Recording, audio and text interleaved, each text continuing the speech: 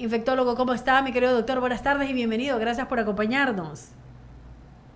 No, muy buenas tardes y siempre es un placer poder conversar con ustedes. Coméntenos un poco, doctor, respecto de estas jornadas médicas que va a estar liderando usted.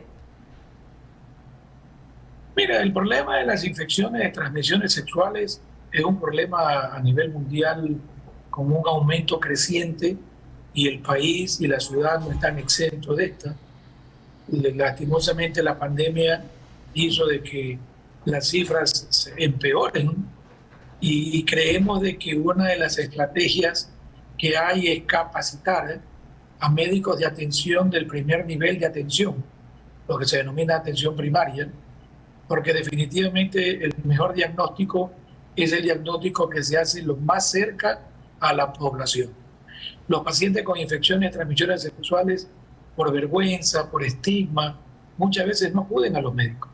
Por eso que hay que tratar de que el médico del barrio, ese sea el que hay que capacitar, ese sea el que vaya a diagnosticar, el que la gente lo busque, que haga un diagnóstico rápido y que probablemente muchas de las que se pueden curar las traten, ¿no? O Se sea, no pueden tratar, necesitan claro. enviarte a un hospital para tratarte una sífilis, ¿no? ¿De qué fecha a qué fecha van a estar realizando estas jornadas, doctor?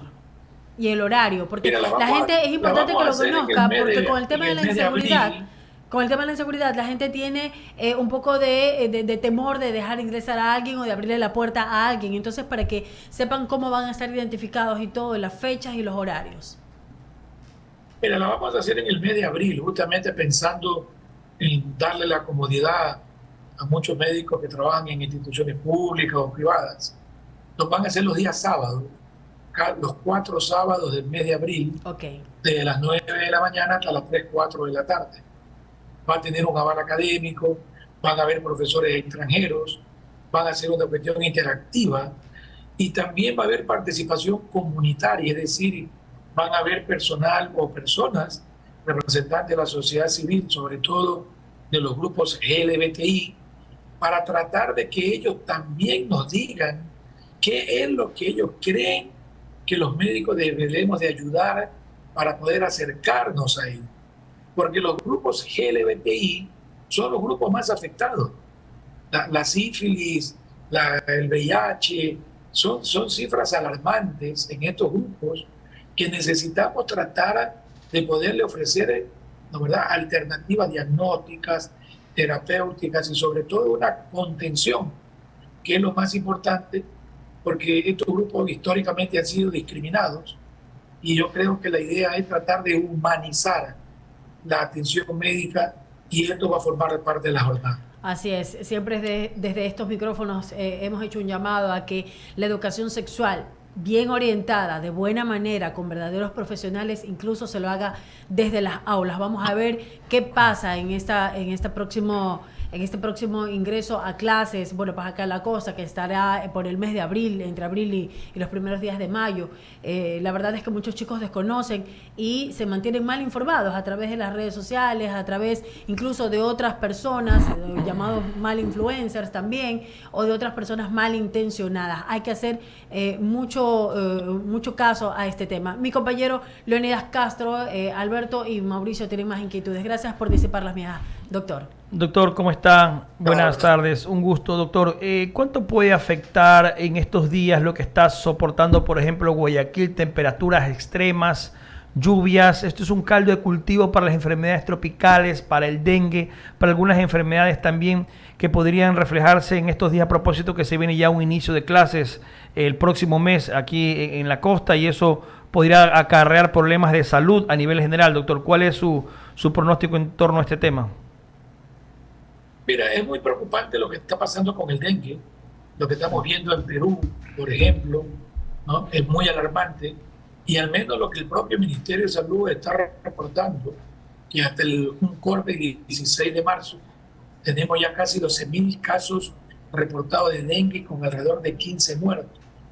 Es decir, que en este momento donde las lluvias han parado un poco, no son tan continuas como el mes pasado, esto hace que las aguas se estanquen y eso favorece, junto con los cambios de temperatura, ¿no? Te favorece la reproducción del ciclo del mosquito Aedes, tanto de larva como de pupa y mosquito adulto.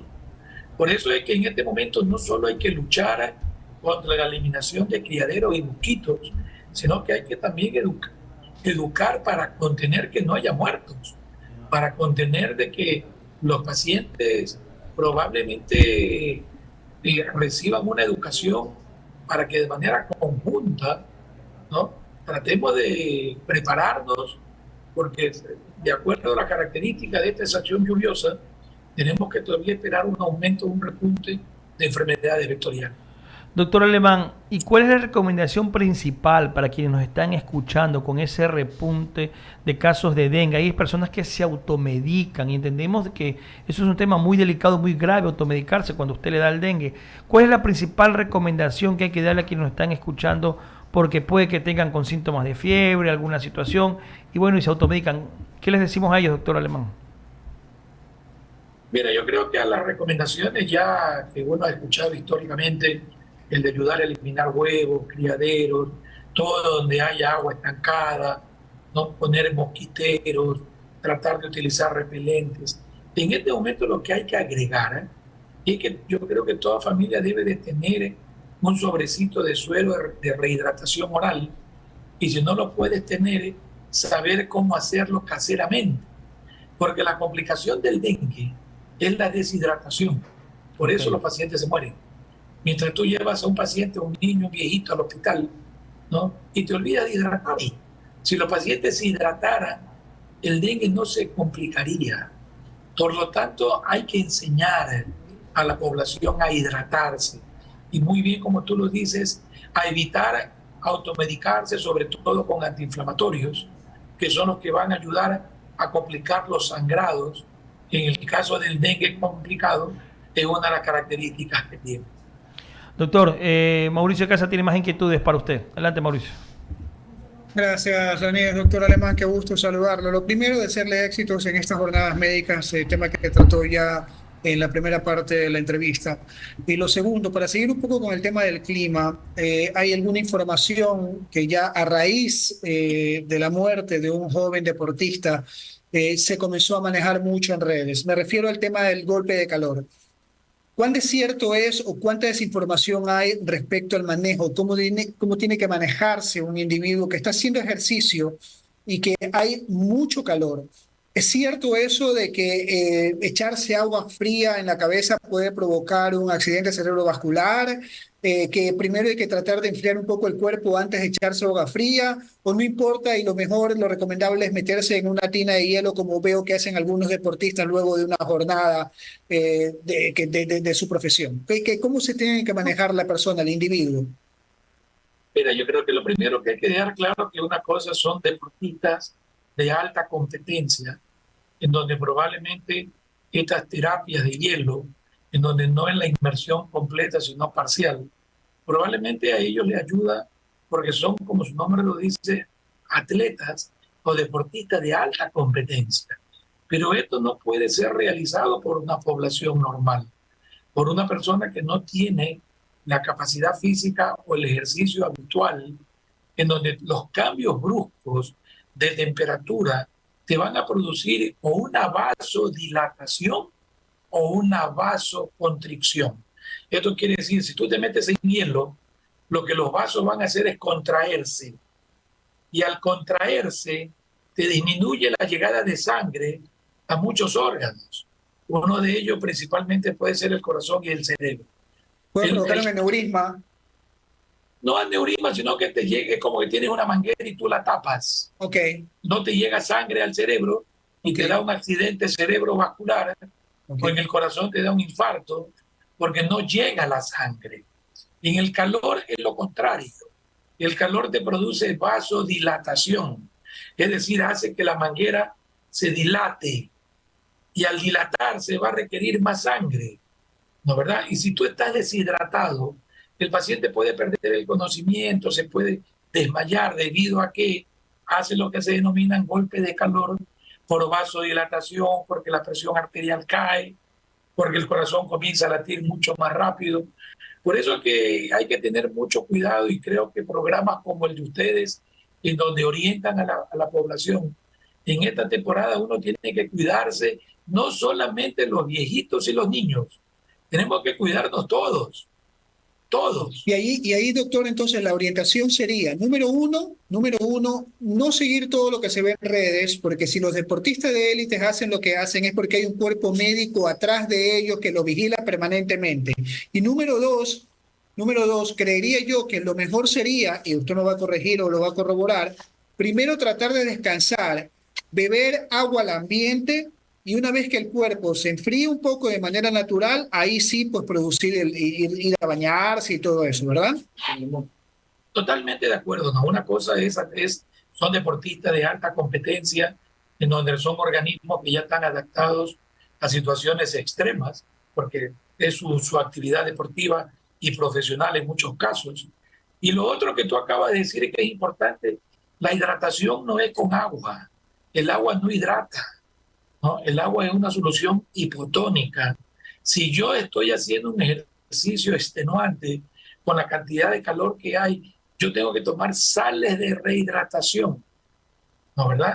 Porque el agua es hipotónica y tú necesitas son minerales, electrolitos, porque el calor lo que te hace es perder sodio, potasio, y eso tú tienes que reponerlo. Entonces, con soluciones rehidratantes, no es lo mismo que el agua.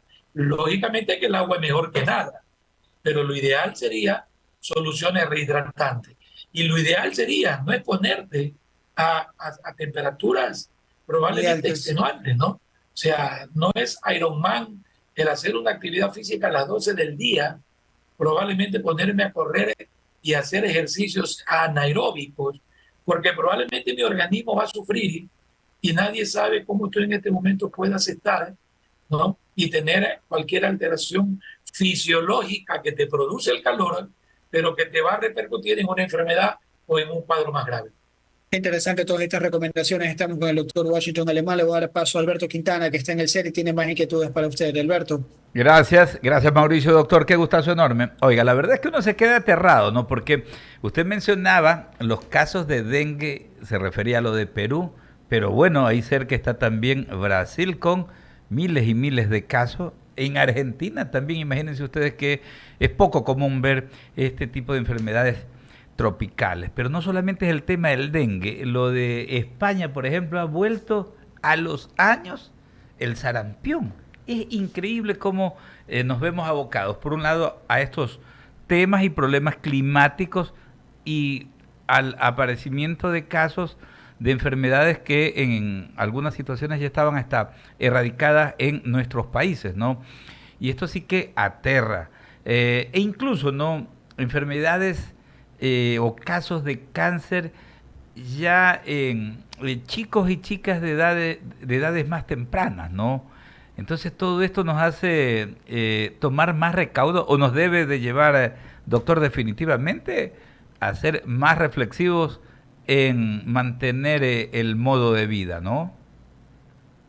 Mira, yo creo que el comentario tuyo es tan acertado que debería de hacerle ver a nuestros gobiernos, a nuestras autoridades, que la inversión es la prevención y la promoción. Definitivamente el dinero que se gasta en asistir enfermos con cáncer, por los problemas que vos mencionas, es justamente por tratar de querer pensar que el asistencialismo, las enfermedades, probablemente son las que hay que tratar, ¿no?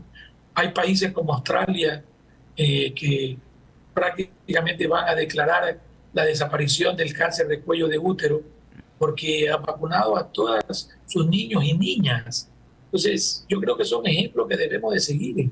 Nosotros acá todavía seguimos discutiendo que el ministerio solo vacuna a niñas de 9 años y el cáncer de cuello de útero sigue siendo la segunda causa de cáncer en las mujeres. O sea, son estas cosas incomprensibles cuando tú tienes algo de que ya está comprobado que te disminuye y te puede hacer desaparecer una enfermedad como el cáncer de cuello de útero y que se reemplaza con una simple vacuna en niños y niñas menores de 14 años y eso no se puede aplicar. Sí, definitivamente. Hay que trabajar fuerte en este tema, ¿no? Porque vemos que tiene que llegar pues una epidemia y en esto también, ¿no? Yo quiero hacer un llamado, porque cuando estuvimos abocados a la COVID-19, ¿no? O sea, todos nos llenábamos la boca y decíamos, los médicos, los héroes de blanco, pero vivimos en una sociedad mezquina, ¿no? Y hasta desagradecida, porque ya pasó el tema y vemos cómo precisamente a la clase médica tampoco no se le da el sitial que le corresponde.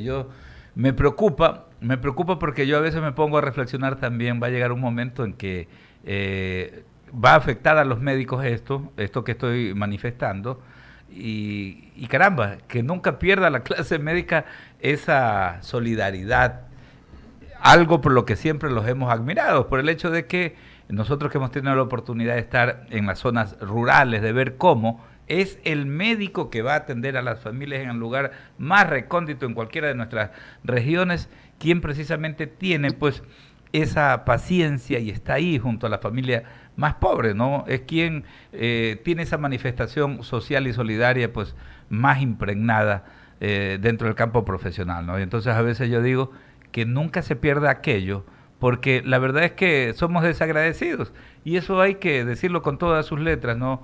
Y esperemos que esto definitivamente pues bajo ningún concepto vaya a llevar a que ustedes pierdan aquello, ¿no?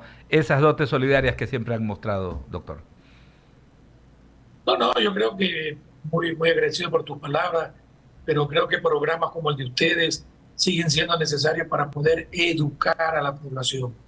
La educación es el mejor y el único camino para tratar, en el caso de las enfermedades infecciosas, ayudar a prevenirlo. El ejemplo del sarampión es justamente por una falta de percepción de muchos padres de evitar vacunarse.